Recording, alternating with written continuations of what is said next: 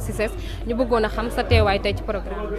waaw lii sama teewaay déjà de mooy lui donner de la force jëmmal bés bi parce que artiste mel ni Baba Ndiaye buy def show bu mel ni Sénégal yëpp war a ñëw nekk si ginnaawam parce que fayit na pour rap Galsen et pour man jot na tey jii population bi delloo ko lu mu leen liggéeyal donc loolu moo tax ma ñëw jëmmal bés bi quoi.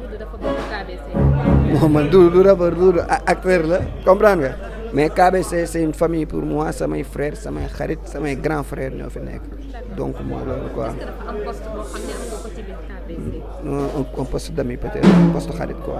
d'accord loolu gisee soirée le 11 parce que ku nekk xam na ni le 11 saturé na am na ñu nga xamante ni ñoom ñooy tëgg période koor gi nga xamante ni ci la ñu dëgmal est-ce que noo gisee le 11. waaw mais tey jii man pour man ngaa ko relevé na fi challenge bu nekk quoi aussi comprendre nga te tey jii pour man en fait ngaa ko bu deful lii la lay def quoi comprendre nga tey jii sénégalais yi ñoo si des mais ñun suñu côté amuñu benn pression benn stress donc tey jii c'est juste que ngaa ko job na pour Galsen et c'est le moment tey jii sénégalais yi delloo ko njukkal quoi man loolu laa ko gisee quoi. question bi sénégalais di laaj mooy lan moo tax mu tardé par rapport ak single yi nga xamante ni jot na ko fee génne mu nekk single bu nga xamante ni sénégalais yi adopté nañ ko lan moo tax mu xaar ba période koor gi di waaj a jub si mu soog a tëgg.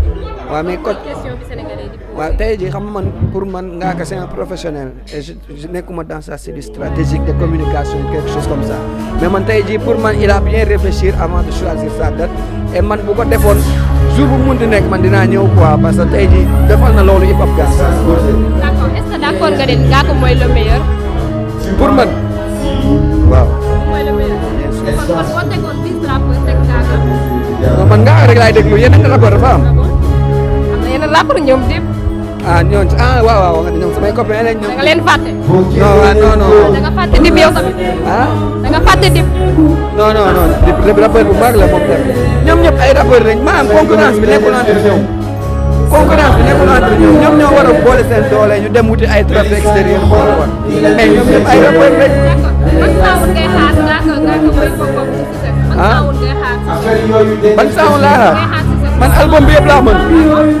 affaire bandi est-ce que gënu la neex. affaire bandi est-ce que gënu la neex. non man lépp laa bëgg mais incorrect bu may daal incorrect. mais weeru koor gi léegi mu ñëw Siri Adja daaw gisuñu ko est-ce que ren mën nañ ko xaar. nañ ñaan rek da ngay ñaan. wala ñu xaar rek ci yeneen facette.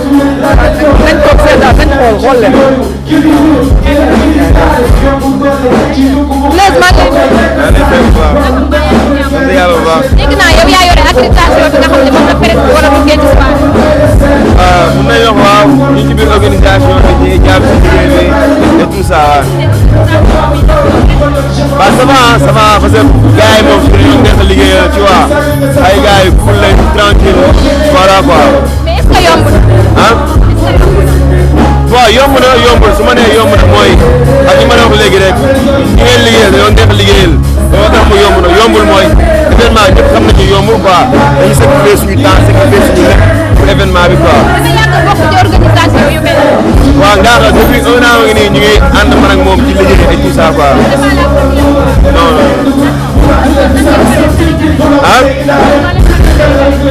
mais lu garaaw déjà yaa ngi fekk suñu lieu de répétition yaa ngi gis nii artiste bi di répété et tout ça ñu pare ay surprise yu bëri.